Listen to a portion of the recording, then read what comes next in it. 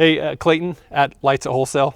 We get a question on how do you install lights when on a home. There's really three applications. There's probably a few more, but we're just going to talk about three applications. First application is when you're installing under shingles. This is the application. We actually are installing with our best clip. Our best clip actually it's one piece. The nice thing about that is when you pull the lights down at the end of the season, there is no breakage or less breakage. It's one piece. It's a great clip. It's only found at Lights at Wholesale. Okay, this is the second type of install that we're using the best clips on, is installing on the drip edge. And the nice thing about installing on a drip edge or a shingle takedown at the end of the season, really just one little pull. We'll show you how that works.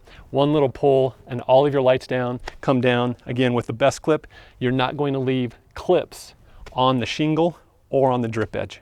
Third type of install is we're actually using the clip on the socket, and we're installing underneath